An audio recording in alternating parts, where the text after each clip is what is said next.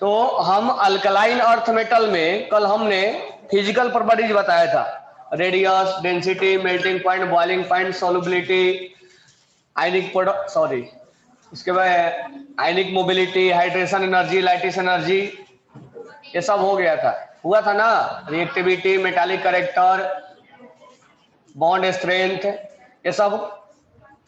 अब हम नेक्स्ट पढ़ने वाले हैं केमिकल प्रॉपर्टीज। तो लिखने के लिए बोला था केमिकल प्रॉपर्टीज, तो ध्यान से एक एक लाइन सुनना और उसको लर्न भी करना है। पहला point, these are much reactive than corresponding alkali metal.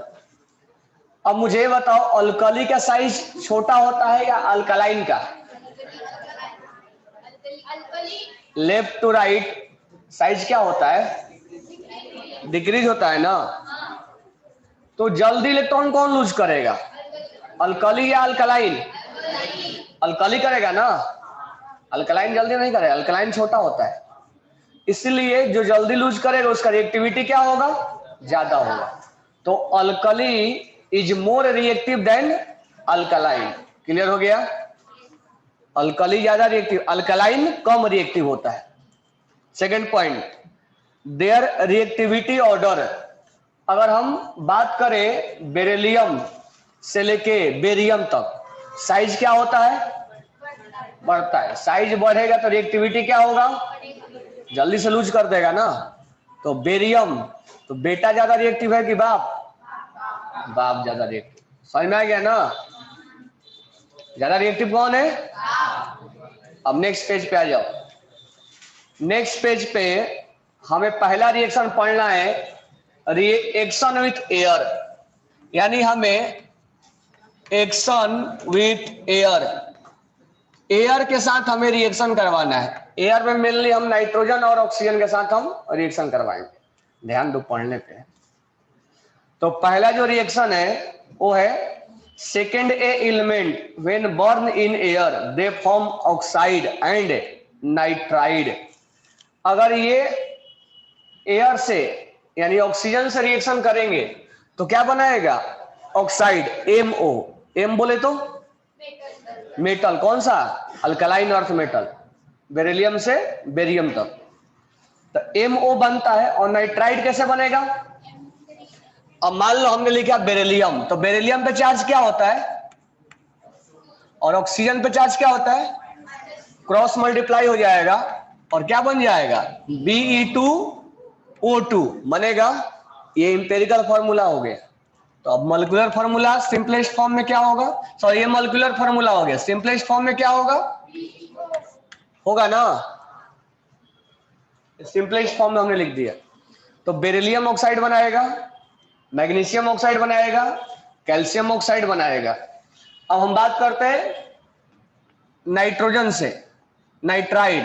तो बेरिलियम पे चार्ज क्या होगा और नाइट्रोजन पे चार्ज क्या होगा, क्रॉस मल्टीप्लाई मार देंगे, क्या बन जाएगा, Be3, इसको हम क्या बोलेंगे, नाइट्राइड। देखो अल्कली मेटल में केवल एक ही नाइट्राइड बनाता था, वो था लिथियम, लेकिन अल्कलाइन अर्थ मेटल में सारे के सारे नाइट्राइड बनाएंगे। ठीक है। नेक्स्ट पॉइंट है tendency to form metal higher oxidation state like peroxide on moving down the group. तो स्ट्रोंशियम और बेरियम और रेडियम वो क्या बनाएंगे, और ऑक्साइड बनाएंगे। तो पेरोक्साइड कौन कौन बनाएगा, ऑक्साइड तो सब बनाएंगे, पेरोक्साइड कौन कौन बनाएगा, स्ट्रोंशियम, बेरियम और रेडियम। याद रखना इसको। नेक्स्ट है हेलोजन। अच्छा, ऑक्सीजन एसिडिक होता है कि बेसिक होता है, वो अभी आगे आएगा, ये केवल अभी रिएक्शन बताया है। तो ऑक्सीजन के साथ रिएक्शन और नाइट्रोजन के साथ रिएक्शन। नेक्स्ट है हेलोजन। हेलोजन बोले तो फ्लोरीन, क्लोरीन, ब्रोमीन और आयोडीन। अगर मान लो बेरिलियम हेलोजन से क्लोरीन से फ्लोरीन से रिएक्शन किया तो क्या बनेगा, BeCl2, MgCl2, यानी मैग्नीशियम क्लोराइड। क्लोराइड के बदले हम क्या बोलेंगे, हेलाइड। हेलाइड सबके एक कॉमन नाम बोला गया है। अगर फ्लोरीन होगा तो फ्लोराइड बोलेंगे, क्लोरीन होगा तो क्लोराइड बोलेंगे, ब्रोमीन होगा तो ब्रोमाइड बोलेंगे। तो all these elements combined with halogen and elevated temperature, मतलब एक टेम्परेचर पर फॉर्मिंग हेलाइड MX2, जैसे बेरिलियम BeCl2 MgCl2, समझ में आ गया ना। तो हाइड्रोजन से रिएक्शन करने पे क्या बनेगा, MH2। M बोले तो मेटल, बेरिलियम से लेके बेरियम तक। अब ध्यान देना, जो पहला एलिमेंट होता है बेरिलियम, अगर हमने लिखा BeCl2, उसके बाद MgCl2, उसके बाद हमने लिखा CaCl2, जो पहला एलिमेंट होता है इन दोनों के बीच में कोवैलेंट बॉन्ड बना होता है, और इनके बीच में आयनिक, तुम लोग को आयनिक बॉन्ड पढ़ाया था ना उस समय। बात ध्यान रखना कि top to bottom ionic character क्या होता है, इंक्रीज। इसमें कोवैलेंट कैरेक्टर क्या है, ज्यादा है। तो ये जो पहला एलिमेंट है वो कोवैलेंट बनाता है, लेकिन बाकी जो बॉन्ड बनाते हैं वो कौन सा बॉन्ड बनाएंगे, आयोनिक बॉन्ड बनाएंगे। यानी इस केस में लॉस और गेन होगा, लेकिन इस केस में इलेक्ट्रॉन्स का शेयरिंग होगा। तो beryllium halide are covalent while rest ionic, बाकी सब क्या होंगे, आयनिक होंगे।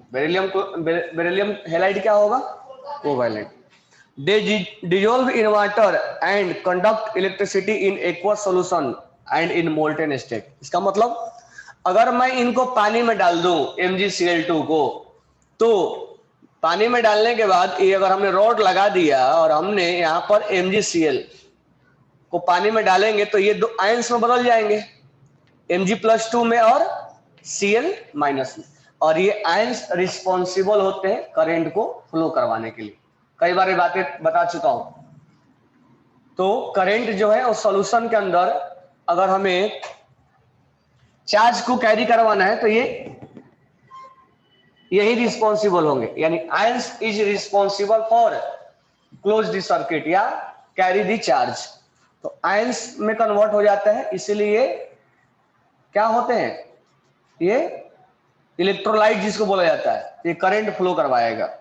तो दे डिसॉल्व इन वाटर, लेकिन जब तक हम पानी में नहीं डालेंगे तब तक ये आयंस में ब्रेक है, तब तक वो करंट फ्लो नहीं करवाएगा। ठीक है, आगे लिखा है M+X2 MX2, और MX क्या क्या हो सकता है, क्लोरीन, क्लोरीन, ब्रोमीन और iodine. Next, solubility of halide except fluoride decrease on moving down the group. Fluoride are almost insoluble। कह रहा है कि solubility, अगर मैं यहां पर बेरिलियम का क्लोराइड लिख दूं, बेरिलियम क्लोराइड MgCl2 CaCl2 आगे भी लिख दूं, तो टॉप टू बॉटम solubility क्या होगा, इंक्रीज होगा। तो हेलाइड का सोलबिलिटी टॉप टू बॉटम पानी के अंदर बढ़ेगा, लेकिन एक्सेप्ट फ्लोराइड। फ्लोराइड में क्या होता है, अगर हम फ्लोराइड लेते हैं तो इनका लाइटिस इतना ज्यादा हो जाता है कि पानी में ब्रेक ही नहीं हो पाता है। BeF2 या फ्लोराइड जो भी है इसका, वो लाइटिस एनर्जी यानी पैकिंग इसमें इतना ज्यादा हो जाता है कि वाटर उसको तोड़ ही नहीं पाता है, तो वो पानी में डिजोल्व ही नहीं हो पाता है। इसलिए इसमें लिखा हुआ है कि fluoride are almost insoluble in water. तो फ्लोराइड जो है वो इनसॉल्युबल होगा। ध्यान रखना, टॉप टू बॉटम सॉल्युबिलिटी क्या होगी, बढ़ेगी, लेकिन except fluoride. Next, fluoride are most stable followed by chloride, bromide and iodide. जो फ्लोराइड होता है वो आयनिक बॉन्ड बनाएगा, जैसे MgF2 तो इनके बीच में आयनिक बॉन्ड बनाता है। तो फ्लोरीन क्या करता है, जल्दी से इलेक्ट्रॉन्स को क्या कर लेगा, गेन कर लेगा। जब गेन करेगा तो उनके बीच में स्ट्रॉन्ग आयनिक बॉन्ड बनेगा, और जब आयनिक बॉन्ड बनेगा स्ट्रॉन्ग तो उसकी स्टेबिलिटी क्या होगी, ज्यादा होगी। तो फ्लोराइड का स्टेबिलिटी सबसे ज्यादा होता है, इसलिए तो स्ट्रॉन्ग बॉन्ड बनने की वजह से पानी में जाकर टूट नहीं रहा है, उसमें बॉन्ड क्या है, स्ट्रॉन्ग है। समझ में आ गया ये। नेक्स्ट लिखा है thermal decomposition of NH4 whole twice होगा, वो NH4 होल ट्वाइस, वहां वो NH4 क्यों लिखा है, NH4 होल ट्वाइस, क्योंकि इस पे चार्ज +2 आना चाहिए, और ये अगर ऐसा है तो +3 चार्ज आ जाएगा। देखो यहाँ पे अगर हम बात करें, यहां पर लिखा हुआ है NH4 और यहां लिखा हुआ है BeF BeF4। अगर मैं इसका ऑक्सीडेशन स्टेट निकालू X-4 और NH4 पे चार्ज क्या होता है, NH4 पे +1 होता है, तो +1 equal to 0, X equal to क्या आ जाएगा 3 आ जाएगा। ये गलत है, यहाँ होल ट्वाइस करो तब जाके सही से आ जाएगा, +2 आएगा। NH4 होल ट्वाइस BeF4, तब इसका ऑक्सीडेशन स्टेट +2 आएगा। Is the best route for the preparation of BeF2, यानी इससे हम आसानी से BeF2 बना सकते हैं। आगे बनाएगा तो हम NH4 होल ट्वाइस BeF4 से हम BeF2 फॉर्मेशन कर सकते हैं। BeCl2 कैसे बनाया जा सकता है, तो BeCl2 बनाने के लिए अगर हम बेरिलियम ऑक्साइड लेते हैं, बेरिलियम ऑक्साइड और कार्बन लेते हैं प्लस Cl2 लेते हैं, इसको थोड़ा सा हीट कर देंगे तो ये बन जाएगा BeCl2। ये डायरेक्ट याद करना पड़ेगा। तो हैलोजन में हमने 2-3 चीजें सीखा। पहला, हैलोजन अगर रिएक्शन करता है तो मेटल के हैलाइड बनाएगा। Top to bottom ionic character क्या होगा, increase. Top to bottom solubility क्या होगा, इंक्रीज। BeF2 ऑलमोस्ट क्या है, इनसॉल्युबल। और BeF2 या BeCl2 के कंपाउंड आयनिक नहीं होंगे, क्या होते हैं, कोवैलेंट होते हैं। तो 4-5 पॉइंट याद रखना। नेक्स्ट है हाइड्रोजन के साथ रिएक्शन। तो हमने पहला रिएक्शन देखा एयर के साथ, दूसरा रिएक्शन हमने देखा हाइड्रोजन के साथ, और तीसरा रिएक्शन देख रहे हैं हम हाइड्रोजन के साथ। तो अगर मान लो अल्कलाइन अर्थ मेटल हाइड्रोजन से रिएक्शन किया तो क्या बनाएगा, hydride. Beryllium hydride, magnesium hydride, calcium hydride, strontium hydride. तो all element except beryllium, beryllium को छोड़ के combined with hydrogen to form hydride MH2। Beryllium and magnesium hydride are covalent while other are hydride are ionic. Magnesium नहीं होता है, केवल beryllium होता है। यहां पर बेरिलियम के बारे में बोला है कि एक्सेप्ट बेरिलियम, लेकिन बेरिलियम के हाइड्राइड जो होते हैं वो कोवैलेंट बनता है। BeH2 होता है, ऐसा नहीं कि नहीं होता है, BeH2 होगा, हालांकि उसमें इलेक्ट्रॉन डिफिशियंसी है तो इसके बारे में हम बाद में बात करेंगे। BeH2 होता है, वो आगे जो ये डायग्राम बनाया इधर ना, तो हम बात करेंगे वहां पे। ये जो ये डायग्राम इधर बेरिलियम का बनाएगा ना, तो वहां हम बात करेंगे, अभी और आगे आएगा। तो इसमें ध्यान रखना कि बेरिलियम, बेरिलियम का हाइड्राइड केवल कोवैलेंट होता है, मैग्नीशियम का नहीं, मैग्नीशियम का आयनिक होगा। अच्छा, बेरिलियम हाइड्राइड कैसे बनाया है, नीचे लिखा हुआ है BeCl2 और LiAlH4। हम बेरिलियम हाइड्राइड के बारे में आगे भी डिस्कस करेंगे। अगर BeCl2 को हम LiAlH4, इसको बोलते हैं lithium aluminium hydride, lithium aluminium hydride के साथ अगर हम रिएक्शन करवाएंगे तो BeH2 बनेगा। नेक्स्ट नीचे लिखा है BeH2 इज कोवैलेंट। अभी अभी हमने बोला बेरिलियम का कोई भी कंपाउंड कोवैलेंट होता है। BeH2 is covalent and polymeric. अब पॉलीमेरिक का मतलब आगे समझाएंगे जब स्ट्रक्चर बनाएंगे तब। पॉलीमेरिक मतलब पॉलीमर, बहुत पॉलीमर पढ़े होगे। इन यूनिट आपस में क्या होता है, जुड़ता है। जब 2 यूनिट जुड़ता है तो हम डाइमर बोलते हैं, 3 यूनिट जुड़ता है तो ट्राइमर बोलते हैं, 4 यूनिट जुड़ेगा तो टेट्रामर, 5 यूनिट जुड़ेगा तो पेंटामर, और जब n यूनिट जुड़ेगा तो पॉलीमर। तो BeH2 का ऐसा कैपेसिटी होता है कि वो n यूनिट आपस में जोड़ेगा। वो कैसे जोड़ेगा, यहाँ डायग्राम में बनाया हुआ, आगे हम बात करेंगे। ये डायग्राम में वही बनाया हुआ है, ठीक है। तो याद रखना BeH2 कोवैलेंट होता है और पॉलीमेरिक होता है। MgH2 is ionic and polymeric. MgH2 अभी भी बताया, वहां थोड़ा गलत लिखा हुआ है, MgH2 कोवैलेंट नहीं होता है, आयनिक होता है। MgH2 इज आयनिक और पॉलीमेरिक होता है। नेक्स्ट पॉइंट ध्यान देना, calcium, strontium and barium are ionic. Calcium, strontium and barium are ionic. They are called saline hydride and thermal stability is very less.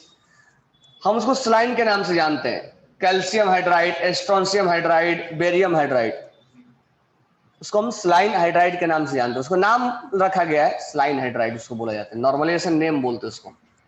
तो तीसरा हमने हाइड्राइड के साथ क्या क्या देखा, अगर अल्कलाइन अर्थ मेटल हाइड्रोजन के साथ रिएक्शन करेगा तो क्या बनेगा, मेटल के हाइड्राइड बनेगा। बेरिलियम हाइड्राइड क्या होगा, कोवैलेंट इन नेचर और क्या होगा, पॉलीमेरिक होगा।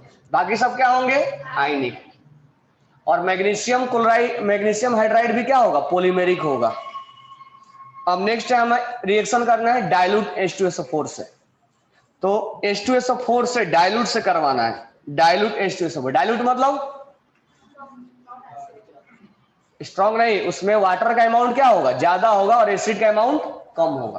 कंसंट्रेटेड का मतलब होता है एसिड का अमाउंट ज्यादा होना, और डाइल्यूट का मतलब एसिड का अमाउंट कम होना। तो अगर मेटल H2SO4 से अगर रिएक्शन करेगा, सोचो ये बार बार रिएक्शन आ रहा है, अगर मेटल H2SO4 से रिएक्शन करेगा तो मेटल का क्या बनेगा, सल्फेट। और कौन सा गैस इवोपरेट होगा, हाइड्रोजन गैस इवोपरेट होगा। तो व्हेन अल्कली मेटल या अल्कलाइन जो भी है, अगर वो मेटल, जैसे मान लो हमने रिएक्शन लिया मैग्नीशियम Mg प्लस H2SO4, तो अगर ये मेटल इससे रिएक्शन करेगा तो बनेगा MgSO4। क्यों ये बनेगा, तो Mg पे चार्ज कितना होता है, +2, और सल्फेट पे चार्ज कितना होता है, तो दोनों चार्ज बराबर हो गए। और कौन सा गैस बाहर निकलेगा, तो when alkaline earth metal react with dilute H2SO4 then it form its sulfate, magnesium sulfate, and hydrogen gas will be evolved। तो इसको ध्यान रखना है, इट लिबरेटेड हाइड्रोजन गैस। उसके बाद नेक्स्ट पॉइंट हमारा रिड्यूसिंग एजेंट। रिड्यूसिंग एजेंट देखो जो अल्कली में पढ़े ना वही ये भी है, इसलिए टॉपिक ये वाला आसान लगता है। जो अल्कली में था टॉपिक वही ये भी है, तो जो उसको समझ में आया अल्कली, ये भी उसको सेम टू सेम वही सारी चीजें पढ़ना। रिड्यूसिंग नेचर यानी रिड्यूसिंग कैरेक्टर। तो अगर हम बोले कि अल्कली मेटल अपना इलेक्ट्रॉन्स क्या करते हैं, लूज करते हैं, यानी ऑक्सीडाइज हो रहा है, ऑक्सीडाइज हो रहा है ना, loss of electron is known as oxidation. और उसको हम किस एजेंट के नाम से जानेंगे, रिड्यूसिंग एजेंट। तो बताओ top to bottom reducing agent क्या होगा, जल्दी से लूज करेगा ना, बेरियम करेगा ना जल्दी से लूज। तो इसमें पॉइंट क्या लिखा हुआ है, alkaline earth metal are good reducing agent, मतलब वो जल्दी से अपना इलेक्ट्रॉन्स लूज करना चाहते हैं, ऑक्सीडाइज होना चाहते हैं, इसलिए रिड्यूसिंग एजेंट अच्छा होता है। This characteristics increase down the group, यानी टॉप टू बॉटम। अब ऐसे नहीं कि आराम से केवल देख रहे हो और घर पे घूम रहे हो, ध्यान देना पॉइंट पॉइंट पे, ये नहीं कि आराम से बैठे हुए हो और घर पे घूम घूम के आ रहे हो। ध्यान देना मैं क्या बोल रहा हूँ, एक आराम से बैठे एकदम कहीं दिमाग कहीं और गए हो, उधर घूमने घूम नहीं रहे हो ना, यहीं पर हो ना, ये बैठे बैठे घूमने भी लगते तुम लोग।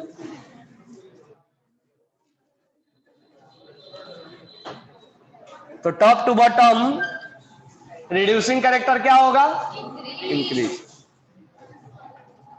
क्यों ऐसा इंक्रीज होगा, क्योंकि tendency to losing the electrons क्या होगा, बढ़ेगा, बढ़ेगा ना। बेरियम जल्दी से अपना इलेक्ट्रॉन क्या कर देगा, लूज, तो जल्दी से ऑक्सीडाइज हो जाएगा। उसके बाद बोल रहा है अमोंग सेकेंड ए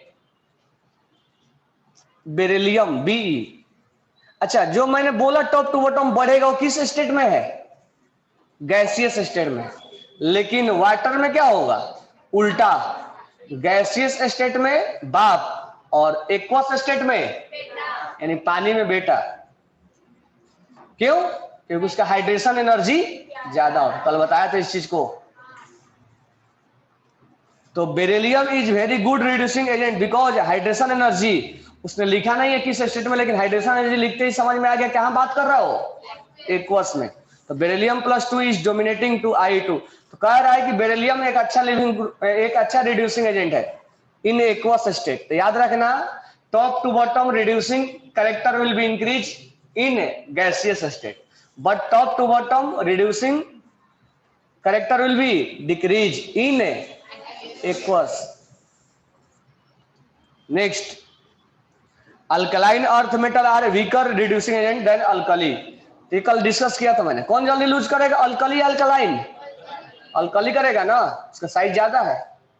तो रिड्यूसिंग एजेंट अच्छा कौन है, अल्कली अल्कलाइन, अल्कली, इसीलिए बोल रहा है due to high sublimation energy and high ionisation energy. Sublimation energy मतलब तुम लोग पढ़े होगे 10th क्लास में, सब्लिमेशन लिक्विड सॉलिड को गैस में बदलने में जो एनर्जी दिया जाता है that is known as heat of sublimation या इंथैल्पी ऑफ सब्लिमेशन। तुम लोग आयनिक में भी बताया था सब्लिमेशन, बोलो नहीं पढ़े, आयनिक में नहीं बताया था। NaCl को जब बना रहा था मैं, Na को जब सॉलिड से गैस बना रहा था, बताया नहीं था लाइटिस में, लाइटिस भूल गए, इतना कुछ और मत भूल जाना। Next, alkali metal are possess lower oxidation state than alkaline earth metal possess lower oxidation potential than alkaline. जो जल्दी लूज करेगा उसका एसओपी वैल्यू ज्यादा होगा। कौन जल्दी लूज करेगा? नहीं, अल्कली और अल्कलाइन में अल्कली, तो अल्कली का एसओपी ज्यादा होगा। अगर एसओपी ज्यादा हुआ तो एसआरपी, तो अल्कली का एसआरपी क्या होगा? कम होगा। ऐसे सोचो, कौन जल्दी इलेक्ट्रॉन लूज करेगा? अल्कली करेगा ना। इसका मतलब उसमें ऑक्सीडेशन का प्रॉपर्टीज क्या है? ज्यादा है ना। तो जिसमें ऑक्सीडेशन का प्रॉपर्टीज होगा उसमें एसओपी क्या होगा? ज्यादा होगा। यानी अल्कली और अल्कलाइन में एसओपी किसका ज्यादा होगा? तो अल्कली का एसआरपी क्या होगा? कम। जिसका एसओपी ज्यादा उसका SRP. Next, solution in liquid ammonia. जैसा हमने लिक्विड अमोनिया के अंदर अल्कली मेटल को डिजोल्व किया था, same to same reaction alkaline earth metal भी अमोनिया के अंदर क्या होता है? लिक्विड अमोनिया के अंदर क्या होता है? डिजोल्व होता है। तो जैसा हमने वो रिएक्शन दिया था, सेम टू सेम यही रिएक्शन है। ठीक है, लाइक अल्कली मेटल, पहला ही लाइन लिखा है, अल्कली मेटल के जैसा alkaline earth metal dissolve in liquid ammonia and give coloured solution due to presence of ammoniated electron. जब अल्कली मेटल को डाला जाता है तो अपना इलेक्ट्रॉन्स क्या कर देता है? Lose. That electrons is known as ammoniated. अब उस इलेक्ट्रॉन्स को कौन घेर लेगा? अमोनिया। और जो मेटल है उसको कौन घेर लेगा? अमोनिया। दोनों को अमोनिया घेर लेगा। एक्स मान लेते हैं अमोनिया मेटल को घेरा है, और वाई मान लेते हैं इलेक्ट्रॉन्स को घेरा है। जो इलेक्ट्रॉन्स है उसको अमोनिएटेड इलेक्ट्रॉन बोलते हैं, उसी की वजह से कलर दिखाता है। उसी की वजह से क्या होता है? कलर दिखाता है। तो जब हम मेटल को डिजोल्व करेंगे, when metal ammonia solution are evaporate, hexa ammoniated is form. Metal जो बनाएगा M, इसके साथ NH3 6 और इस पे चार्ज जो हो जाएगा वो +2 हो जाएगा। इस तरह का एक कंपाउंड फॉर्म होगा उसके मेटल के अंदर। Ammoniated are good conductor of electricity. Unpaired electron है ना, अनपेयर्ड इलेक्ट्रॉन होने की वजह से उसमें करंट क्या होगा? ज्यादा फ्लो होगा। अच्छा, ये रिएक्शन नीचे लिखा हुआ है, लिख लोगे ना, MX + Y अमोनिया, जैसा अल्कली में था वैसा ही है। मान के चले X जो है अमोनिया मेटल को घेरा है और Y अमोनिया इलेक्ट्रॉन्स को घेरा है। तो बैलेंस करना है तो राइट साइड अमोनिया कितना है? X + Y, तो लेफ्ट साइड कितना हो जाएगा? X + Y।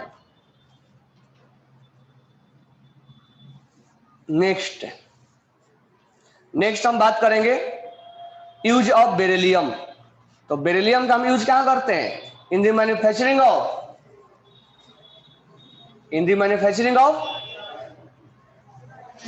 Alloy.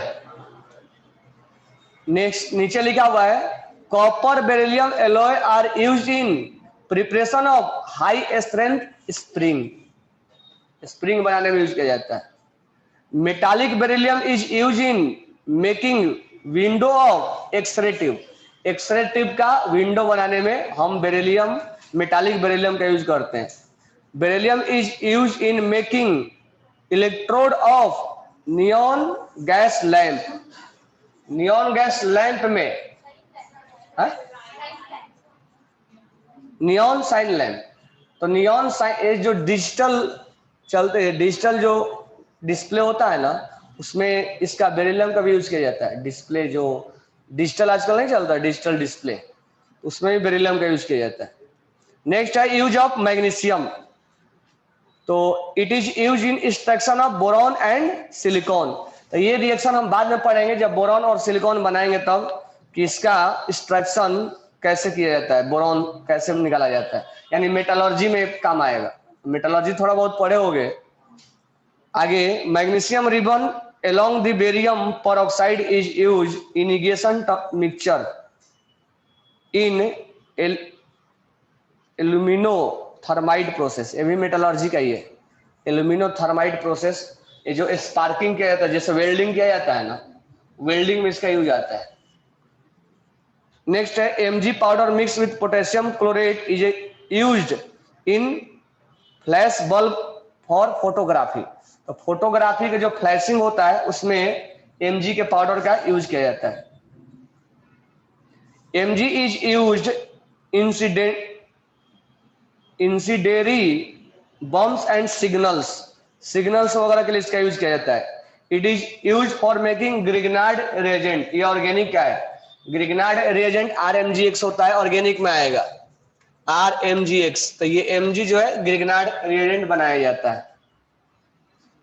It is use in deoxidizer in metallurgy. तो इसका मेटलर्जी में हम यूज करते हैं। नीचे एलॉय और लिखा हुआ है, उसको याद रखना एलॉय क्या क्या लिखा हुआ है, ठीक है? तो क्वेश्चन के अकॉर्डिंग उसको याद करने का। नेक्स्ट है use of calcium, strontium, barium and radium. उसको पढ़ लो एक बार। क्या है रेडियम का यूज कहां किया जाता है? ट्रीटमेंट ऑफ कैंसर, थेरेपी के लिए यूज किया जाता है रेडियम का। Radium are use in the radiotherapy of. चलो उसके बाद इंपॉर्टेंट पॉइंट ये है कॉम्प्लेक्स फॉर्मेशन, वो इंपॉर्टेंट पॉइंट है। अब ध्यान देना, कॉम्प्लेक्स फॉर्मेशन में अगर हम बेरिलियम के बारे में बात करें तो बेरिलियम नॉर्मल केस में 2 बॉन्ड बनाता है, लेकिन अगर मैक्सिमम कोवैलेंसी पूछा जाए तो मैक्सिमम कोवैलेंसी बेरिलियम का 4 होता है। बेरिलियम का मैक्सिमम कोवैलेंसी कितना होता है? 4। जब तुम फंडामेंटल पढ़ रहे थे तो उसमें कोवैलेंसी आ रहा था ना। तो बेरिलियम का वैलेंस इलेक्ट्रॉन कितने होते हैं? 2। इसको 2 बॉन्ड बनाना चाहिए, लेकिन इसके अंदर वैकेंट ऑर्बिटल होता है, उसके वजह से मैक्सिमम कोवैलेंसी 4 होता है। तो यहां पर ये कॉम्प्लेक्स बनाया था। देखो क्या क्या पॉइंट्स इसमें। Complex formation is favourable of small size highly charge ions and suitable empty orbitals. एक कॉम्प्लेक्स बनाने के लिए एम्प्टी ऑर्बिटल्स होना जरूरी है, साइज छोटा होना जरूरी है और चार्ज होना जरूरी है। Alkaline earth metal not having this characteristics. केवल बेरिलियम को छोड़ के ऐसा कैरेक्टरिस्टिक्स किसी के पास नहीं है कि वैकेंट ऑर्बिटल हो, उस पर चार्ज हो ज्यादा, ठीक है? तो केवल बेरिलियम ऐसा कैरेक्टरिस्टिक्स रखता है, इसलिए बेरिलियम का हमें कॉम्प्लेक्स देखने को मिलता है। और बेरिलियम का जो कॉम्प्लेक्स है BeF3- और दूसरा कॉम्प्लेक्स है BeF4, यानी 4 बॉन्ड बना है। और यहां पर मैक्सिमम कोवैलेंसी जो है वो 2 है, सॉरी 4 है। अब इस कंपाउंड के बारे में आगे आएगा। BeH2O4, यानी यहाँ 4 बॉन्ड बना है। ये जितना दिखेगा सोच रहे उतना बॉन्ड है, यहाँ +2 है। अब इस केस में तुमसे ऑक्सीडेशन स्टेट पूछेगा तो क्या निकालोगे? X वाटर का क्या लोगे? इक्वल टू क्या लेंगे? X इक्वल टू क्या आ गया? यहां बेरिलियम का पूछेगा तो क्या लेंगे? फ्लोरीन पे क्या होगा? Equal to X equal to, यहां पर अगर लिखेंगे X-3 equal to X equal to क्या आ गया? यानी हर जगह बेरिलियम किस ऑक्सीडेशन स्टेट में है? +2। नेक्स्ट है the properties of complex formation is more then in alkali metal. Alkali metal से अल्कलाइन अर्थ मेटल का कॉम्प्लेक्स बनाने का, फॉर्मेशन करने का क्या है, उसका प्रॉपर्टीज ज्यादा है, क्योंकि इसका साइज क्या होता है? छोटा होता है। मतलब अल्कली में भी सब नहीं बनाते, केवल लिथियम बनाता है। तो अल्कलाइन में केवल बेरिलियम बनाएंगे कॉम्प्लेक्स, बाकी कॉम्प्लेक्स नहीं बनाएंगे। इस तरह के कंपाउंड को हम कॉम्प्लेक्स बोलते हैं। नेक्स्ट है coordination number of beryllium is maximum 4। अभी कोऑर्डिनेशन नंबर का मतलब होता है कितना बॉन्ड बनाएगा, यानी कोवैलेंसी। तो कोवैलेंसी मैक्सिमम कितना होगा बेरिलियम का? 4 होगा। Hence, beryllium salt cannot have more than 4 molecular of water crystalline due to absence of d vacant orbital. Beryllium के पास ज्यादा से ज्यादा 4 वाटर मॉलिक्यूल्स उसके साथ क्रिस्टलाइज हो सकते हैं, 4 से ज्यादा। कल बात किया था हमने, क्योंकि इसके पास वैकेंट डी ऑर्बिटल नहीं है, जितना ऑर्बिटल्स था सबने यूज कर लिया इसने। नेक्स्ट है मैग्नीशियम कैल्शियम हैव एक कोऑर्डिनेशन नंबर ऑफ 6। कल बोला था ना MgCl2.6H2O, तो वो भी कॉम्प्लेक्स बनाता है और उस केस में मैक्सिमम कोवेलेंस क्रिस्टलाइज वाटर 6 होता है, hexahydrated. Hence salt of calcium magnesium are hexahydrated. Hexa मतलब 6 वाटर मॉलिक्यूल्स क्या होंगे, इसके साथ क्रिस्टलाइज होंगे। नेक्स्ट है एक्शन ऑफ वाटर, वाटर के साथ रिएक्शन करना है। अगर मान लो अल्कलाइन अर्थ मेटल वाटर के साथ रिएक्शन करेगा तो क्या बनेगा, उस मेटल का हाइड्रोक्साइड बनेगा, और कौन सा गैस इवॉल्व होगा, हाइड्रोजन गैस। तो reaction with water becomes increasingly vigorous on moving down the group। Top to bottom reactivity क्या होती है, इंक्रीज। तो वाटर से रिएक्शन करने का टेंडेंसी क्या होगा, ज्यादा होगा, यानी बेरियम ज्यादा रिएक्शन करेगा as compare to beryllium. Barium does not react with water, जो पहला एलिमेंट होता है वो वाटर से रिएक्शन नहीं करता है। Mg react only with hot water, इस पे स्टार लगा लेना है, पूछा जाता है। Mg कोल्ड वाटर के साथ रिएक्शन, जैसे जैसे उसका रिएक्टिविटी बढ़ेगा वैसे वैसे वो कोल्ड वाटर के साथ रिएक्शन करेगा। बेरिलियम किसी भी तरह का वाटर से रिएक्शन नहीं करता, लेकिन Mg कैसे करेगा, हॉट वाटर से। Mg react only in hot water while other metal react with है कोल्ड वाटर। ऐसा क्यों, क्योंकि इसका रिएक्टिविटी क्या होता है, इनका रिएक्टिविटी ज्यादा होता है। टॉप टू बॉटम रिएक्टिविटी क्या होती है, कम होती है। टॉप टू बॉटम रिएक्टिविटी क्या होगा, इंक्रीज। इसलिए बेरिलियम वाटर से रिएक्शन नहीं देगा, मैग्नीशियम देगा लेकिन हॉट वाटर होना चाहिए। बाकी जो है एलिमेंट्स वो कोल्ड वाटर के साथ भी रिएक्शन दे सकते हैं और हॉट के साथ भी दे सकता है। और क्या बनाएगा, उस मेटल का हाइड्रोक्साइड बनाएगा, और कौन सा गैस लिबरेट होगा, हाइड्रोजन गैस। नेक्स्ट है एक्शन विथ नाइट्रोजन, हमने एयर के साथ वाला ही पढ़ा था। तो नाइट्रोजन के साथ रिएक्शन करेगा तो मेटल क्या बनेगा, मेटल नाइट्राइड। ठीक है, all the element burn in nitrogen form nitride M3N2। अब यही फॉर्मूला बताया था स्टार्टिंग में, M3N2। While react with water it liberate ammonia. अगर हम कैल्शियम नाइट्राइड का रिएक्शन CA3N2 का अगर हम वाटर से रिएक्शन करवा दे तो ये कैल्शियम हाइड्रोक्साइड बनेगा और अमोनिया गैस लिबरेट करेगा। इस पे स्टार लगा लेना। पूछा जाता है कि कैल्शियम के नाइट्राइड को जब हम वाटर में मिलाते हैं तो कौन सा गैस निकलता है, तो अमोनिया गैस निकलेगा, NH3। नेक्स्ट है Mg3N2 react with water to give NH3, तो हो गया। MgCl2 does not undergo, MgCl2 ओ वाटर के साथ डायरेक्टली अटैच नहीं होगा, not undergoes because it's salt strong base and strong acid. क्यों नहीं होगा MgCl2 वाटर के साथ रिएक्शन, क्योंकि MgCl2 किससे मिलकर बना हुआ होगा, MgCl2 किससे मिलकर बना होगा, MgOH से मिलकर बना होगा, और क्या बना होगा, HCl से मिलकर बना होगा, स्ट्रॉन्ग एसिड और स्ट्रॉन्ग, तो सॉल्यूशन क्या हो जाएगा, न्यूट्रल। तो न्यूट्रल होगा तो वाटर के साथ रिएक्शन नहीं देगा। नेक्स्ट है compound of alkaline earth metal oxide और हाइड्रोक्साइड। कौन सा,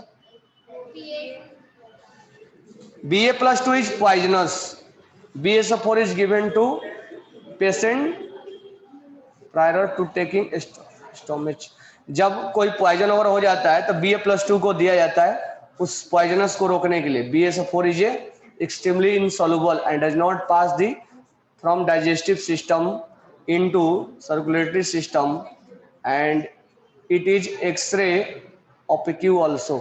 ये Ba+2 का यूज बताया है, BaSO4 का यूज बताया है। जब पॉइजनस हो जाता है वो जहर खा लेता है क्या होता है उसको? BaSO4 दिया जाता है उस पॉइजनस को रोकने के लिए।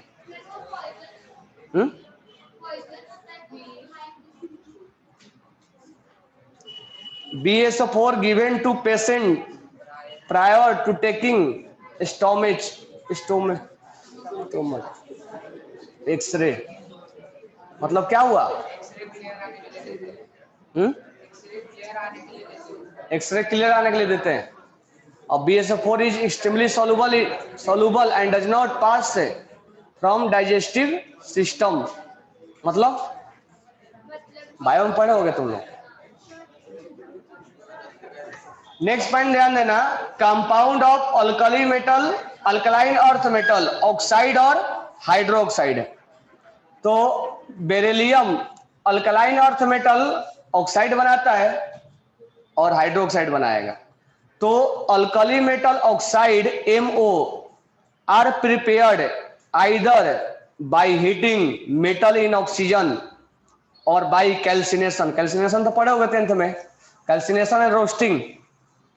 रोस्टिंग मतलब in the presence of oxygen, और कैल्सिनेशन मतलब in the absence of oxygen eight high temperature. यानी कैल्शियम को जब हम ऑक्सीजन के साथ रिएक्शन हाई टेम्परेचर पर करते हैं तो क्या बनता है? कैल्शियम ऑक्साइड बनता है। या अगर हम कैल्शियम कार्बोनेट को हीट कर दें तो कैल्शियम कार्बोनेट ब्रेक होकर क्या बनता है? CaO और CO2। नेक्स्ट पॉइंट है, these are extremely stable white crystalline solid. किसके बारे में बोल रहा है? CaCO3 और CO के बारे में बोल रहा है। Alkaline earth metal oxide are, oxide जो होते हैं वो थर्मली बहुत ज्यादा स्टेबल होते हैं। थर्मली मतलब हीट देने के बाद जल्दी वो ब्रेक नहीं होते, because of close packing structure and high lattice energy. यानी उसमें पैकिंग क्या होती है? ज्यादा होता है।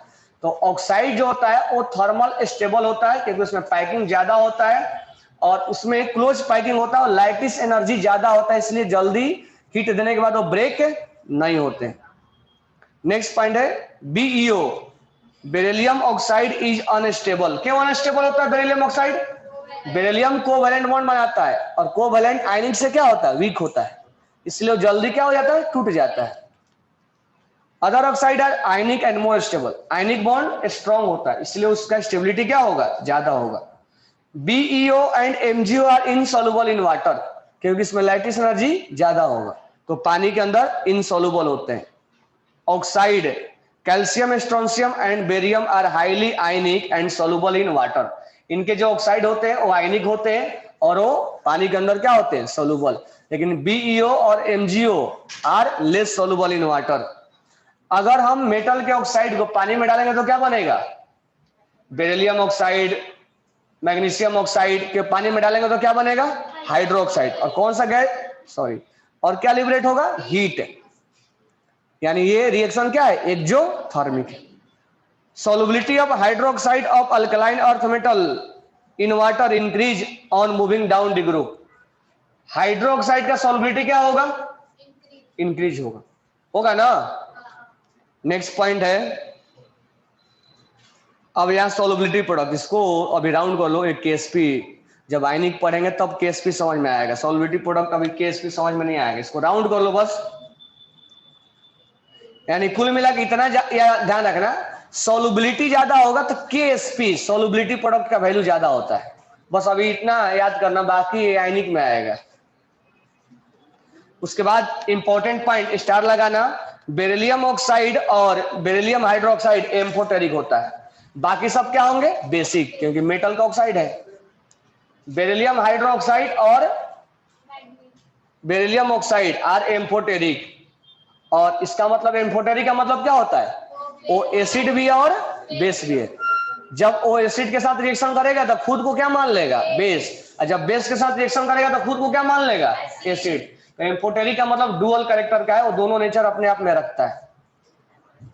और दोनों रिएक्शन नीचे लिखा गया है। बेरिलियम हाइड्रोक्साइड अगर HCl के साथ रिएक्शन किया तो अपने आप को बेस समझ लेगा, और नीचे OH के साथ रिएक्शन कराया गया यानी अपने आप को एसिड समझ लेगा।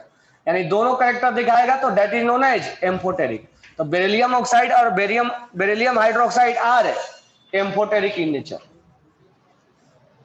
अब नेक्स्ट ध्यान देना, oxide and hydroxide of other metal are basic in nature. बाकी जो होते हैं किस नेचर का होते हैं, लेकिन बेरिलियम का हाइड्रोक्साइड और ऑक्साइड किस नेचर का होता है, एम्फोटेरिक का होता है।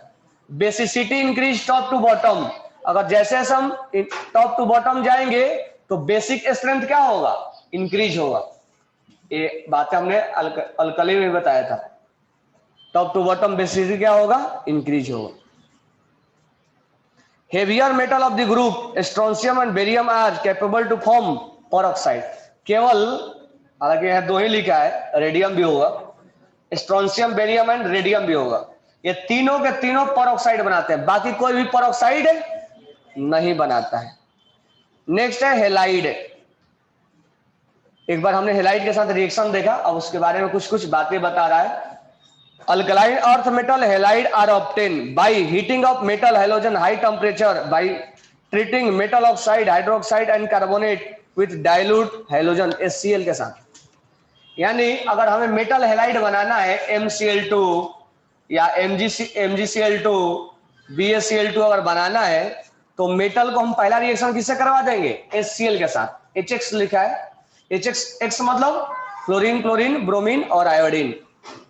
या दूसरा रिएक्शन लिखा है कि मेटल हाइड्रोक्साइड का अगर हम रिएक्शन करवा दे HX के साथ तो वो भी MX2 बन जाएगा। या तीसरा रिएक्शन लिखा है कि मेटल के कार्बोनेट को हम रिएक्शन करवा दे HX के साथ तो वो भी MX2 बन जाएगा, यानी मेटल हेलाइड बन जाएगा।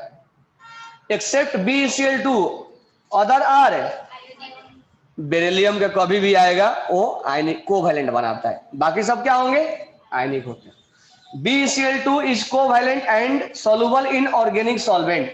जो कोवैलेंट नेचर का होते हैं वो ऑर्गेनिक में डिजोल्व होते हैं, और जो आयनिक होंगे वो वाटर में डिजोल्व होगा, यानी पोलर लाइक डिजोल्व लाइक। यानी वाटर जो है पोलर है, और सॉरी वाटर जो है पोलर है और आयनिक पोलर में ज्यादा डिजोल्व होते हैं। बेरिलियम कोवैलेंट है इसीलिए वो ऑर्गेनिक के सॉल्वेंट में क्या होगा, डिजोल्व होगा। ठीक है, नेक्स्ट है it is electron deficient and behave like Lewis acid. अब देखो यहाँ पर BeCl2 को एक्सप्लेन मैं कर रहा हूं क्योंकि BeCl2 के ऊपर क्वेश्चन पूछा जाता है, और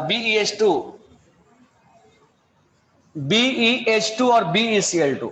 एक यहां पर अगर हमने मान लिया कि BeCl2 बना है तो ध्यान देना, यहाँ पे समझा रहा हूं, यहाँ पे BeCl2 के बारे में।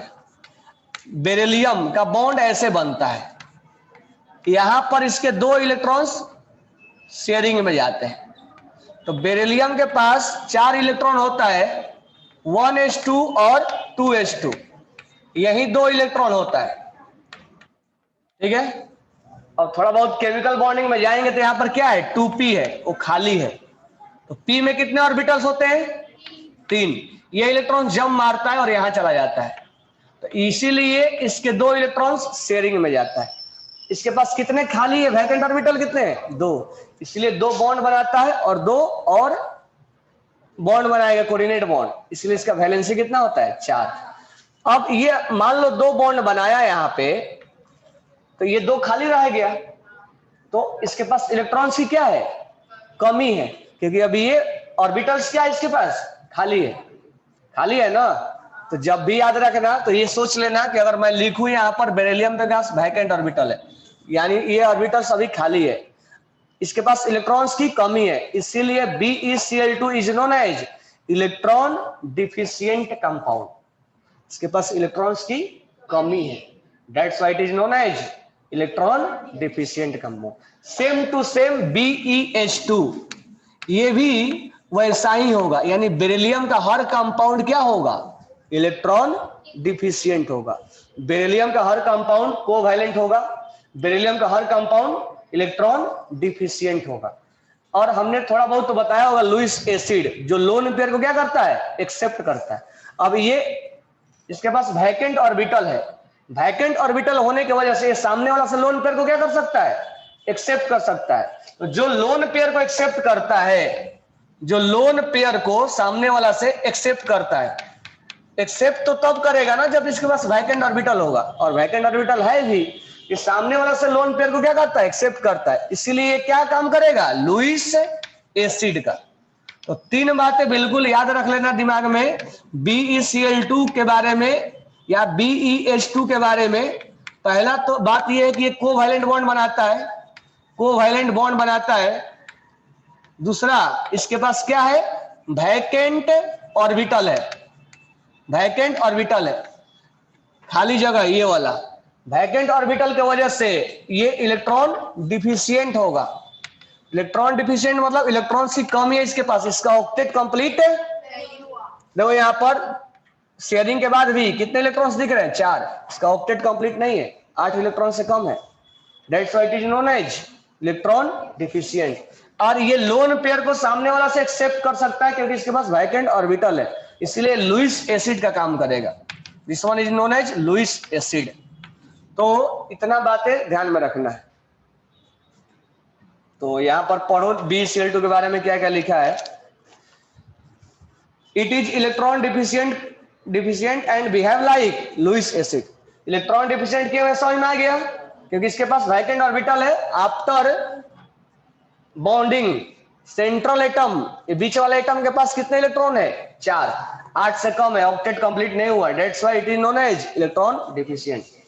और behave like Lewis acid. Lewis acid क्यों है, क्योंकि इसके पास वैकेंट ऑर्बिटल है और ये लोन पेयर को क्या कर सकता है, एक्सेप्ट कर सकता है। Beryllium chloride exhibit different structure in the vapour phase and in solid phase. ये इंपॉर्टेंट है, इस पे स्टार लगाना, आगे इसके बारे में हम बात कर रहे हैं। सेकेंड पॉइंट तो ये ध्यान में रखना, BeCl2 ये लिख लिए, BeCl2 वेपर फेज में डाइमेरिक होता है। अभी भी बताया था डाइमर, डाइमर मतलब 2 यूनिट आपस में क्या हो जाएगा, कंबाइन हो जाएगा। ये लिख लिए ना। अब ध्यान देना, अब हम बात कर रहे हैं क्योंकि ये क्वेश्चन ऑलरेडी कंपटीशन में आ चुका है। अगर हम BeCl2 के बारे में बात करें तो BeCl2 जो है, BeCl2 डाइमर बनाता है, यानी 2 यूनिट आपस में कंबाइन हो जाएगा। किस फेज में, वेपर फेज में। ये वेपर फेज में डाइमर बनाता है। अगर ये BeCl2 का हम स्ट्रक्चर ऐसे बनाते हैं, Cl और Cl, तो डाइमर का स्ट्रक्चर ऐसे बनाते हैं, Be, एक Cl यहां लिखो, एक Cl यहां लिखो, एक B यहां लिखो, एक बॉन्ड यहां बनाओ, एक बॉन्ड यहां बनाओ। और अभी के लिए कोऑर्डिनेट बॉन्ड का ऐसे दिखा दो और यहां एक कोऑर्डिनेट बॉन्ड ऐसे दिखा दो।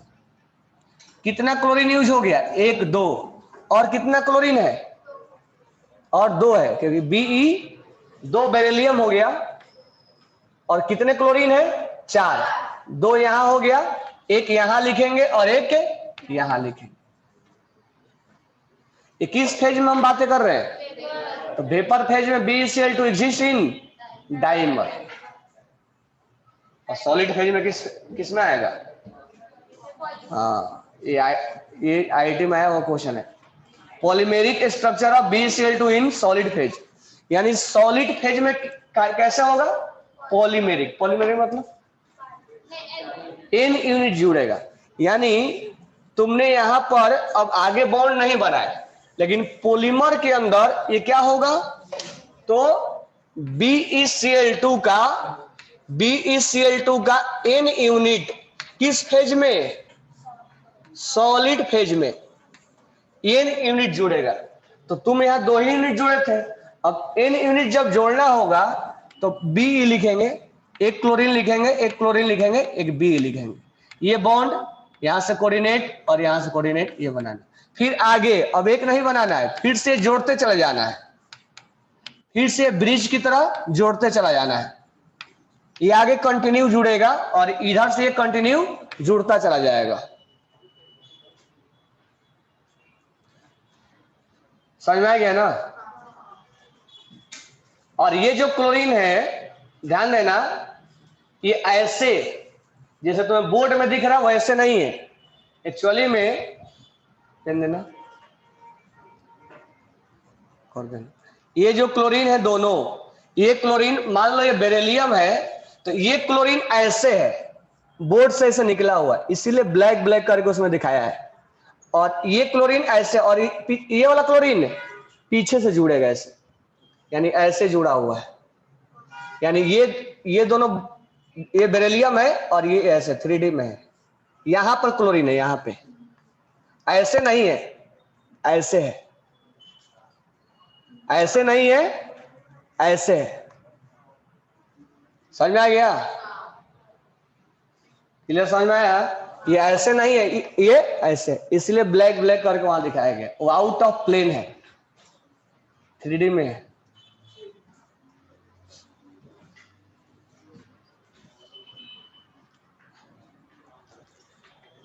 तो पॉलीमेरिक फॉर्म किस फेज में बनाएगा? नेक्स्ट पॉइंट है tendency to form halide gradually decrease, यानी हेलाइड बनने का टॉप टू बॉटम डिक्रीज होता चला जाएगा। बेरिलियम हाइड्रेटेड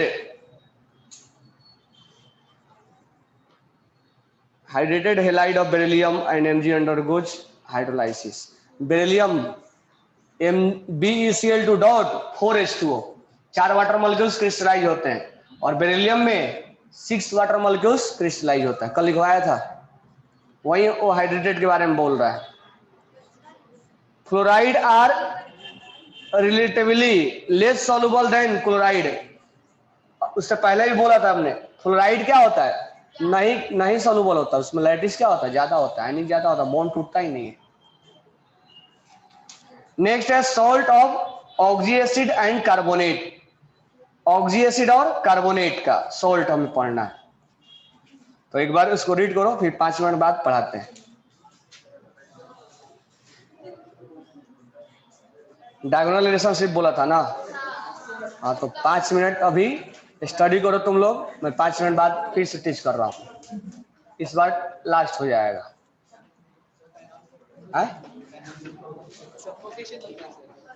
ऑन कर जाओ।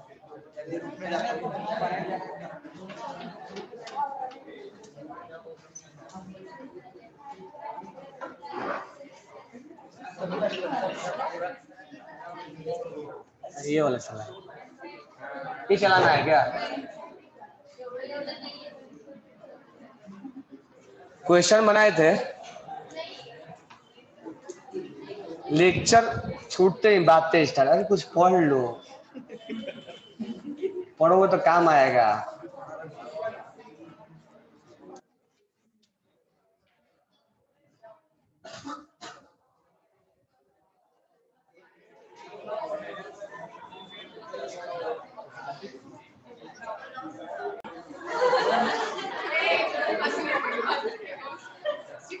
सॉल्ट ऑफ ऑक्सी एसिड पढ़ाना था ना, कार्बोनेट, ध्यान दो इधर सारे। कार्बोनेट आर इनसॉल्युबल, कार्बोनेट क्या होंगे? इनसॉल्युबल होंगे। Solubility of carbonate decrease down the group, यानी कार्बोनेट का सोलुबिलिटी क्या होगा? डिक्रीज करेगा। On decomposition they give oxide and CO2, मान लो MgCO3 है, अगर हम डिकम्पोज करेंगे तो क्या बनेगा? MgO और CO2, ठीक है। BeCl2 इज अनस्टेबल, जो BeCO3 is unstable, can kept only in atmosphere of CO2। इसका मतलब टॉप टू बॉटम स्टेबिलिटी क्या होगा? टॉप टू बॉटम स्टेबिलिटी क्या होगा? बढ़ेगा। और बेरिलियम कार्बोनेट का स्टेबिलिटी सबसे कम होता है, वो आसानी से थर्मल डिकम्पोज, इस पे स्टार लगाना है, क्वेश्चन पूछता है इसका। Top to bottom thermal stability will be decrease. Carbonate को अगर पानी में डालेंगे तो क्या बनेगा? बाइकार्बोनेट बनेगा। जैसे कैल्शियम कार्बोनेट को पानी में डाला है तो बाइकार्बोनेट बना है। तो याद रखना, कार्बोनेट का solubility top to bottom decrease होगा, और कार्बोनेट का solubility top to bottom decrease होगा, और टॉप टू बॉटम स्टेबिलिटी क्या होगा? इंक्रीज होगा। बेरिलियम कार्बोनेट आसानी से थर्मल डिकम्पोज हो जाता है, यानी इसको हम हीट करते हैं तो आसानी से ये बेरिलियम ऑक्साइड और बेरिलियम ऑक्साइड और CO2 में कन्वर्ट हो जाता है। नेक्स्ट है सल्फेट। सल्फेट का फॉर्मूला क्या होगा? MsO4। Beryllium sulphate, calcium sulphate, they are white solid and stable to heat. और इसमें भी टॉप टू बॉटम स्टेबिलिटी क्या होगी? बढ़ेगी, क्योंकि आयनिक कलेक्टर बढ़ता है। Solubility decrease down the group, यानी कार्बोनेट का जैसे डिक्रीज होता था वैसा ही इनका सोलुबिलिटी क्या होगा? डिक्रीज होगा। The high hydration enthalpy, beryllium and magnesium overcome lattice enthalpy, so sulphate are soluble in water. यानी इसमें सारे के सारे सल्फेट पानी में क्या होंगे? डिजोल्व होंगे। नेक्स्ट है नाइट्रेट।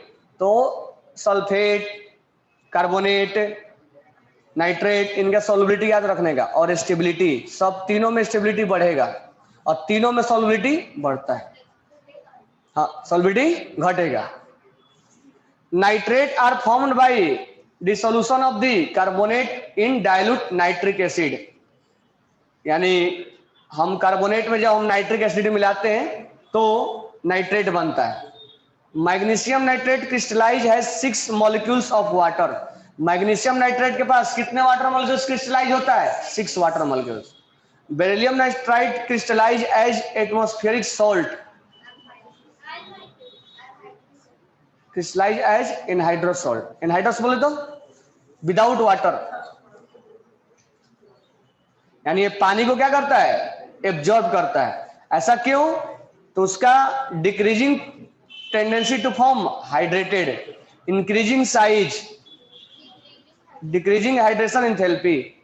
तो मैग्नीशियम ज्यादा हाइड्रेटेड नहीं करता उसको। नेक्स्ट है all decompose on heating to give, यानी अगर हम नाइट्राइड को हीट करेंगे, ये पॉइंट पे स्टार लगा लेना, क्वेश्चन पूछता है। अगर मान लो बेरिलियम नाइट्राइड को हम अगर हीट करेंगे तो ये बेरिलियम ऑक्साइड बनेगा प्लस NO2 बनेगा प्लस O2 बनेगा। ये नाम पूछता है दोनों का।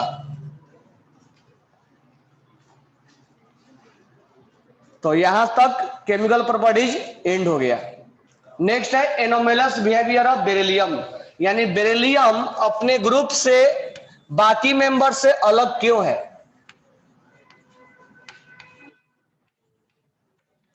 बेरिलियम अपने बाकी ग्रुप से अलग क्यों है? तो इसका 2-3 रीजन होता है। एक तो बेरिलियम का साइज क्या है? छोटा है, और इसके पास वैकेंट ऑर्बिटल, 2 ऑर्बिटल है, डी नहीं है लेकिन 2 वैकेंट ऑर्बिटल है। तो इसके वजह से ये अपना बिहेवियर अलग दिखाता है। तो ध्यान देना यहाँ पे, बेरिलियम शो एनोमलस बिहेवियर, मतलब unique behaviour, different behaviour due to exceptionally small size. Beryllium का साइज क्या होता है? छोटा होता है, इस वजह से दिखाता है। Non availability of d orbitals, इसके पास डी ऑर्बिटल्स नहीं होते हैं। Beryllium +2 is extremely small and high polarizing power. Polarizing power मतलब अट्रैक्ट करने की एबिलिटी। तो इसके पास पोलराइजिंग पावर क्या है? ज्यादा है, इसलिए तो ये कोवैलेंट बॉन्ड बनाता है। The compound of beryllium are more covalent. More covalent क्यों है? क्योंकि पोलराइजिंग पावर ज्यादा होता है। And readily hydrolyse in water, उसको हम वाटर में हाइड्रोलाइज कर सकते हैं। Oxide and hydroxide of beryllium are amphoteric in nature. Already बताया कि बेरिलियम का ऑक्साइड और बेरिलियम का हाइड्रोक्साइड क्या होते हैं? एम्फोटेरिक इन नेचर होते हैं। Beryllium sulphate are soluble in water, while sulphate of other metal are insoluble. तो सल्फेट में बेरिलियम के जो सल्फेट होते हैं वो सोलुबल होते हैं। टॉप टू बॉटम सॉल्युबिलिटी क्या होती है? डिक्रीज होता है सल्फेट का। Beryllium due to a small size and high charge, beryllium form many complex. BeF4-2 बनाता था ना, BeH2O4 कॉम्प्लेक्स बनाता था। इसका स्मॉल साइज होने की वजह से, क्या बनाता है?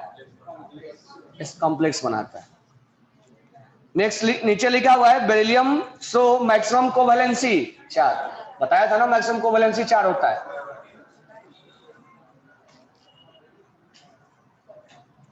मैक्सिमम कोवैलेंसी कितना होता है? 4 होता है। इनके वजह से एनोमेलस बिहेवियर दिखाता है। तो एनोमेलस बिहेवियर दिखाने का रीजन और कौन कौन से एनोमेलस बिहेवियर दिखाएगा, ठीक है। नेक्स्ट है डायगोनल रिलेशन बेरिलियम। बेरिलियम का डायगोनल रिलेशनशिप किसके साथ होता है? एल्यूमिनियम के साथ होता है। और लिथियम का सोडियम के साथ। तो बेरिलियम का होगा बोरॉन और एल्यूमिनियम। बेरिलियम का डायगोनल रिलेशनशिप किसके साथ होगा? एल्यूमिनियम के साथ होगा। तो कौन कौन से प्रॉपर्टीज मैच करेगा, तो ध्यान देना। ये भी इम्पोर्टेंट, ऐसा क्वेश्चन पीरियोडिक टेबल में आता था, मैं बोलता भी था कि वहां पर आओगे तो आएगा। बेरिलियम ऑक्साइड और एल्यूमिनियम ऑक्साइड यानी Al2O3 और BeO बोथ आर एम्फोटेरिक। देखो यहाँ पे कौन कौन से प्रॉपर्टीज इनके मैच करते हैं। तो पहला पॉइंट लिख रहा है polarizing power of beryllium +2 and aluminium +3 are similar, hence यानी इसका पोलराइजिंग पावर दोनों का क्या है? चार्ज अपॉन रेडियस का वैल्यू, चार्ज अपॉन रेडियस का वैल्यू दोनों में सेम होता है, इसीलिए दोनों डायगोनल रिलेशनशिप दिखाते हैं। नेक्स्ट पॉइंट है both beryllium and aluminium are not readily attacked by acid. Beryllium और एल्यूमिनियम जल्दी से एसिड के साथ रिएक्शन नहीं देता है, क्योंकि अगर मान लो ये एल्यूमिनियम का कंटेनर में है, तुम इसमें अगर HCl रख दे तो एसिड, ठीक है, ये इसके ऊपर एक एल्यूमिनियम ऑक्साइड का एक लेयर बना रहता है, एक एल्यूमिनियम ऑक्साइड का एक लेयर बना रहता है। वो लेयर नीचे वाले लेयर को प्रोटेक्ट करता है, और ये लेयर हार्ड होता है तो ये नीचे वाले लेयर को प्रोटेक्ट करता है, इसीलिए जो एल्यूमिनियम होता है वो एसिड के साथ रिएक्शन नहीं देता है। सेम टू सेम बेरिलियम भी एसिड के साथ जल्दी से रिएक्शन नहीं देगा। तो डायगोनल रिलेशनशिप में पहला एक प्रॉपर्टीज मैच किया कि जैसे एल्यूमिनियम एसिड के साथ रिएक्शन नहीं देता है, वैसी तरह से बेरिलियम भी एसिड के साथ रिएक्शन नहीं दे। क्यों नहीं देगा? क्योंकि एक ऑक्साइड का लेयर बनता है, बेरिलियम ऑक्साइड का और एल्यूमिनियम ऑक्साइड का एक लेयर बनता है, वो लेयर नीचे वाले लेयर को क्या करता है? प्रोटेक्ट करता है, इसीलिए एसिड इनके साथ रिएक्शन नहीं करता है। Next point, both hydroxide dissolve in excess of alkali to give beryllate ions and aluminate ions. दोनों OH के साथ BeOH4 यानी कॉम्प्लेक्स बनाया है, और AlOH4- ये भी कॉम्प्लेक्स बनाया है, दोनों हाइड्रेटेड बनाएंगे। नेक्स्ट पॉइंट है beryllium form complex and aluminium form aluminate. BeF4 complex बनाया और AlF6 कॉम्प्लेक्स बनाया, लेकिन ध्यान रखना बेरिलियम का मैक्सिमम कोवैलेंसी 4 होता है, एल्यूमिनियम का मैक्सिमम कोवैलेंसी 6 होता है, और 6 बनाया, वहां 6 बॉन्ड बनाया हुआ। The chloride of both beryllium and aluminium है Cl ब्रिज क्लोरीन। अभी अभी बॉन्ड बनाया था ये वाला ना, इसमें chlorine act as a bridge, दोनों में ऐसा ही काम करेगा। तो जब एल्यूमिनियम वाला आएगा, एल्यूमिनियम वाला भी ऐसा ही ब्रिज की तरफ बॉन्ड स्ट्रक्चर बनता है।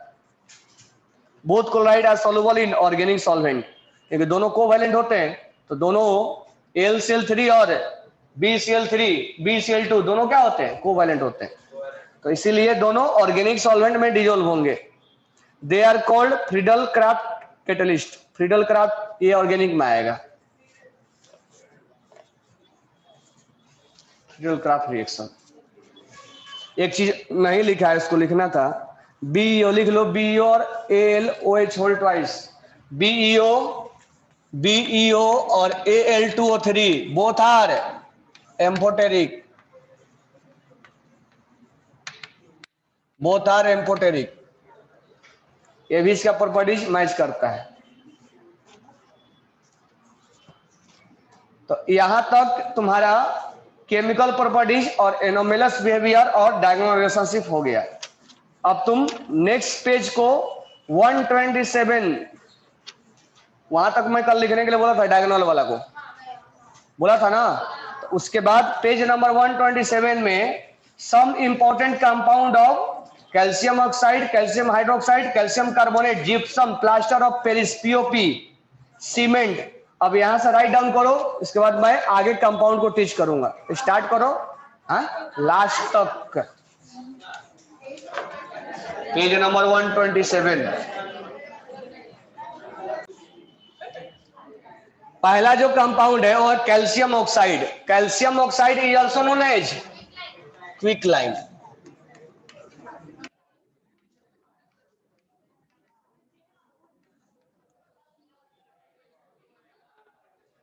नेक्स्ट, कैल्शियम ऑक्साइड कैसे बनाया जाता है?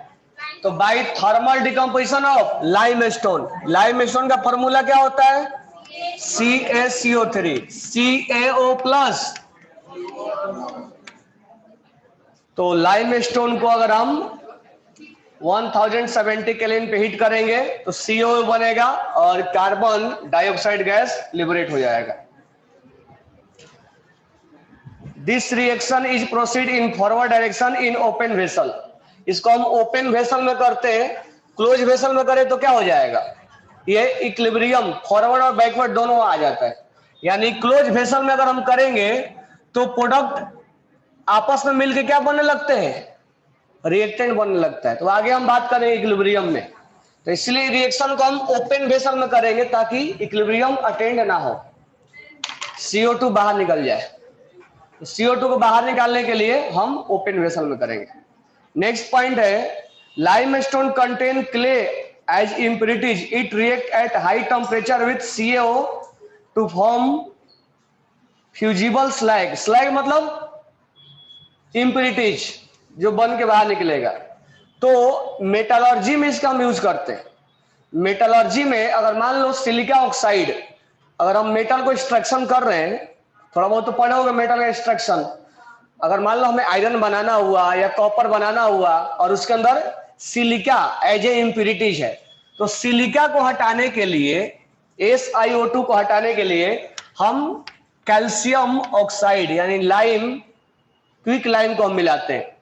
और ये दोनों जब रिएक्शन करता है तो ये मान लो इम्प्यूरिटीज है, ये इम्प्यूरिटीज है, और ये जो हम बाहर से मिलाते हैं उसको बोलते हैं फ्लक्स। इम्प्यूरिटीज और फ्लक्स मिलके ये बनेगा CaOSiO3।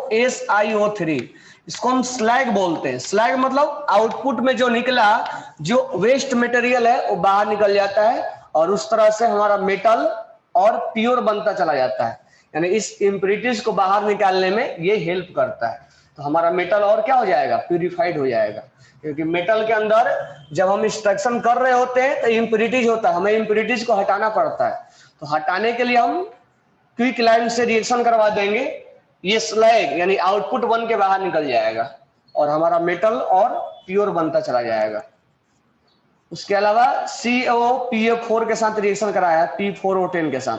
ठीक है, इसका यूज क्या है?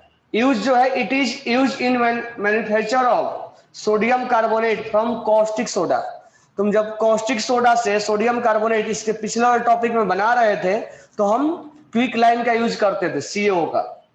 Next point, it is employed in purification of sugar and in manufacturing of dry stuffs. Stuff जानते हैं ना? तो ये शुगर को प्यूरिफिकेशन में यूज होता है। Next, CO use in manufacturing of motor, glass and Cl2। Motor क्या होता है? कश्मीर में सुना होगा मोटार गिराते हैं। क्या मोटार जिसपे अटैक करा?